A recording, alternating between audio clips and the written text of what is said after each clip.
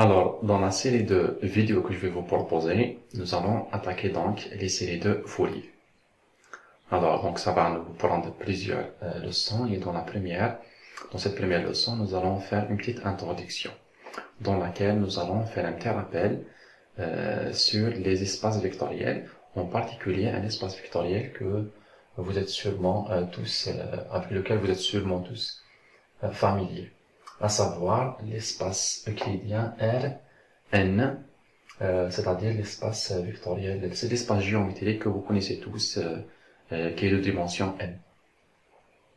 Donc on va munir cet espace vectoriel par un produit scalaire, qui est une application de Rn fois Rn vers R, donc qui associe à chaque deux vecteurs n scalaire, que l'on va noter comme ceci. Un produit scalaire, ça veut dire quoi? Ça veut dire une forme qui est bilinéaire, symétrique et définie positive, avec bien sûr la norme associée. Donc voilà l'espace vectoriel que nous avons pour l'instant. Alors maintenant, un espace vectoriel, c'est un espace qui est très vaste, qui a donc une multitude de vecteurs, qui a une multitude d'éléments, et notre objectif est d'essayer de simplifier ceci, de ramener tous ces vecteurs-là vers un ensemble un peu spécial de vecteurs. Cet ensemble spécial de vecteurs, ça va être la base orthogonale.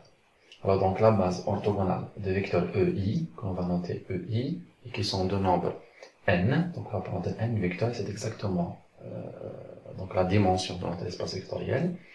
Cette base orthogonale, donc elle est premièrement c'est une base, donc cette famille de vecteurs, premièrement c'est une base, deuxièmement c'est une base qui est orthogonale. Qu'est-ce que ça veut dire une base? Ça veut dire que si on prend n'importe quel vecteur dans notre espace vectoriel, alors il existe de manière unique un ensemble de scalaires lambda 1 jusqu'à lambda n, n'est-ce pas, que l'on va nommer coordonnées, tel que ce vecteur-là, le vecteur u, ça va être une sommation linéaire, ou alors une combinaison linéaire de ces coordonnées-là avec les éléments de la famille, plutôt de la base. Et donc la sommation elle va s'élever jusqu'à la dimension de notre espace vectoriel. Donc, voilà comment on définit une base 1. Deuxièmement, c'est une base qui est orthogonale. Qu'est-ce que ça veut dire une base orthogonale? Ça veut dire que si on prend le produit scalaire de deux vecteurs quelconques de cette famille de vecteurs, eh bien on aura soit 0 dans le cas où les deux vecteurs sont nuls, soit une constante si c'est le vecteur lui-même que l'on va multiplier fois lui-même par ce produit scalaire. Donc c'est un peu comme si on prend la base donc IJK dans l'espace R3, il est clair que le produit scalaire de I fois J, ou alors de J fois K, ou alors de K fois I, alors ça va donner toujours 0. Par contre, si on prend le vecteur fois lui-même, alors on obtient l'unité. Justement, si cette constante-là est unitaire, alors on dira que notre base, elle est non seulement orthogonale, mais même orthonormale. Dans un cadre général, on peut se contenter d'une base qui est orthogonale. Voilà. Maintenant, comment on peut calculer les coordonnées de ce vecteur U. Alors, donc, soit un vecteur U quelconque de coordonnées lambda 1 jusqu'à lambda n, alors, eh bien, les coordonnées lambda i, eh bien, elles s'obtiennent par la projection de ce vecteur-là sur la direction associée. Donc, si on veut, par exemple, calculer la ième coordonnée, eh bien, on va prendre le produit scalaire de U fois la direction, c'est-à-dire le vecteur de base, le ième vecteur de base, que divisé par la norme de celui-ci. Voilà comment on calcule donc comment on obtient les coordonnées de ce vecteur. C'est quoi l'objectif? Pourquoi on voudrait avoir les coordonnées de ce vecteur? Bien, c'est pour éviter d'attaquer le vecteur lui-même. Donc, dans la géométrie classique, on attaque le vecteur lui-même, dans la géométrie euclidienne. Si, en absence, si vous voulez, d'une base orthogonale, alors qu'est-ce qu'on fait? Pour étudier un vecteur, il faut attaquer directement le vecteur lui-même. Et bien là, avec cette introduction de l'idée de la base orthogonale, eh bien, au lieu d'attaquer le vecteur U, bien, il suffit de chercher ses coordonnées, les lambda i. En connaissant les lambda i, c'est-à-dire x, y, z, alors on va connaître carrément le vecteur lui-même et toutes les formes géométriques qui vont avec, n'est-ce pas? Voilà. Donc le produit scalaire, par exemple, de deux vecteurs différents, U et V, si U a les coordonnées lambda i et V possède les coordonnées mu i, toujours de i allant de 1 jusqu'à 1. Alors le produit scalaire de ces deux vecteurs-là, alors ça va être la somme des lambda i fois mu i. Voilà.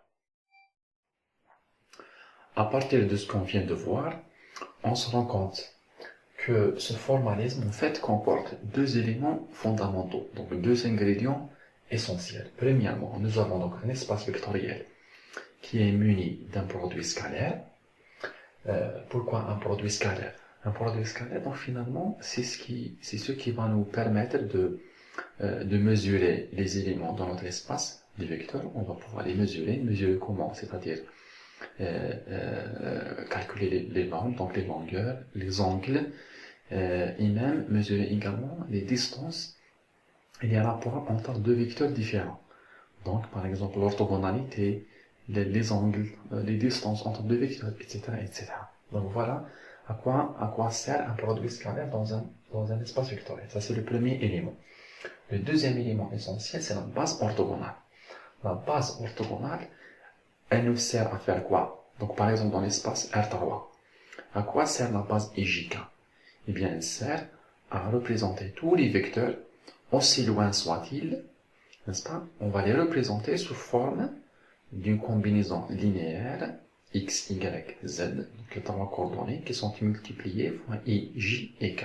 Donc par conséquent, il suffit de connaître les trois scalaires qui sont derrière x, y et z afin de connaître le vecteur. Donc on n'a pas besoin d'aller chercher le vecteur, on va rester au niveau de notre base et on va représenter ce vecteur-là, donc aussi loin soit-il encore une fois, au niveau de notre base.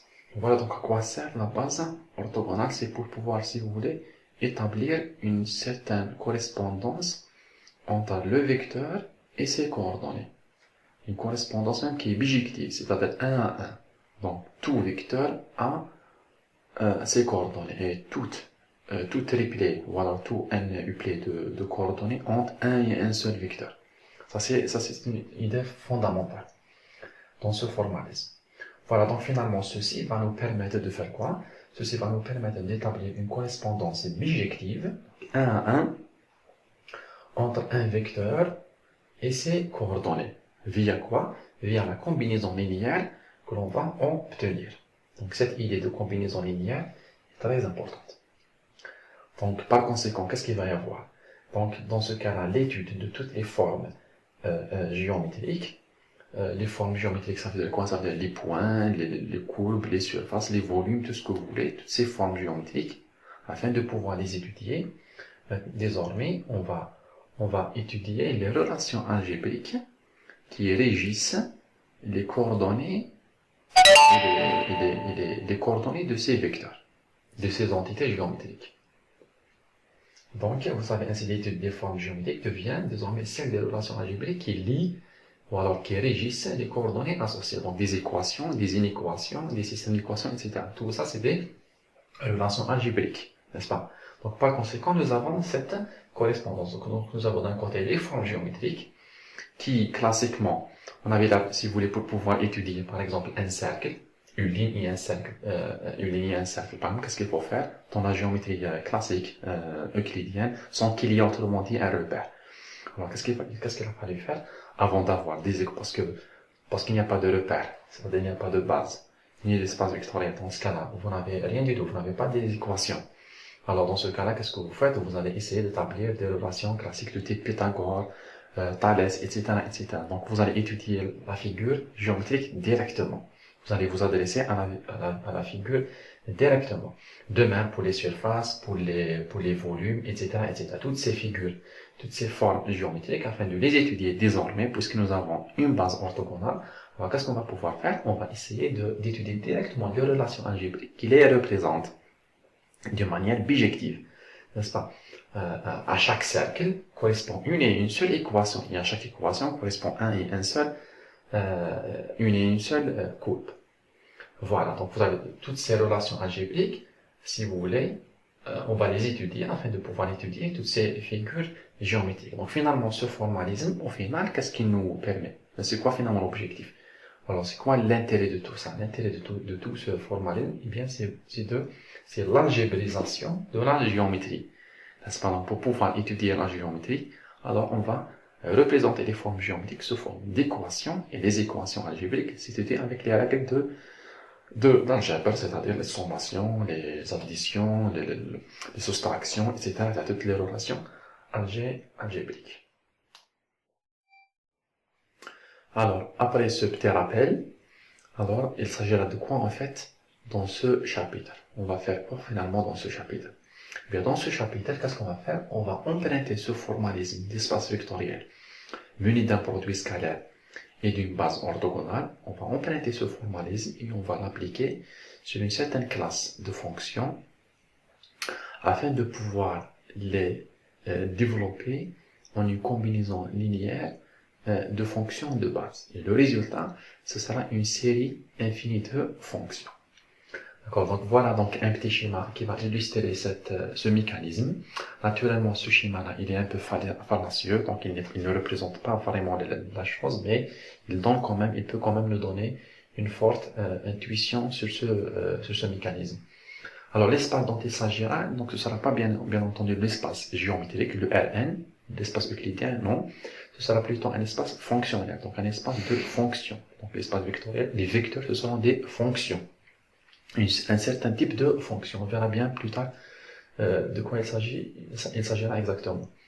Alors, donc étant donné cet espace-là, il va y avoir une certaine base de fonctions orthogonales, un certain ensemble de fonctions orthogonales, donc ce sera notre base orthogonale, et étant donné une fonction quelconque dans cet espace-là, l'idée est de pouvoir la développer en un ensemble de coefficients, alors de coordonnées, qui vont correspondre à notre fonction.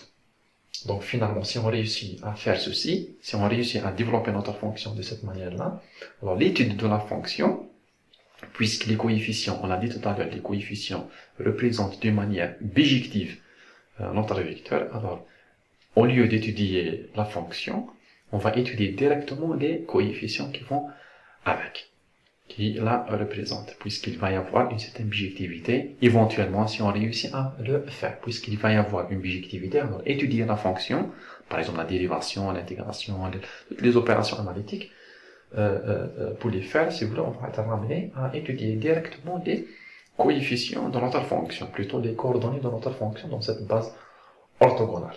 Donc cette idée d'emprunter, si vous voulez, le formalisme de l'espace euclidien géométrique et l'appliquer sur les fonctions, elle a été donc ramenée par un certain Jean-Baptiste Joseph Fourier, 1768-1830. Son objectif était de résoudre un problème classique de l'époque, c'était celui du transfert de chaleur dans des solides. Alors il va carrément déposer son mémoire, c'était on est en 1808. Alors il va déposer 1807. Il va déposer donc son mémoire devant l'Académie française, et parmi les jurys, il va y avoir Laplace et un Legendre. Et d'autres jurys. Donc malheureusement, Legendre et Laplace vont avoir des réserves. Donc ils ne vont pas accepter le mémoire sous prétexte qu'il manque de rigueur. Effectivement, donc il manque de rigueur, donc il manque de rigueur dans son raisonnement. Et donc il va pas pouvoir le publier, il va attendre donc jusqu'à 1822 pouvoir finalement plutôt publier son travail dans un livre. Et la démonstration rigoureuse, elle va pouvoir être, si vous voulez, établie des années et des décennies après par un Johann Peter Gustav Lejeune Dirichlet, 1805-1859. Alors le théorème qui donne le théorème fondamental de toute cette théorie-là, on va pouvoir le démontrer bien entendu dans la suite de cette série-là. Voilà. Donc voilà donc deux noms qu'il y a lieu de s'en souvenir dans ce chapitre-là. Alors donc la suite, elle va être très intéressante. On va essayer donc d'esquisser toutes les étapes. On va essayer de faire toutes les démonstrations théoriques pour établir ce théorème, le théorème de Dirichlet. Et bien entendu, on va essayer de faire plusieurs applications pour pouvoir consolider mieux notre bagage.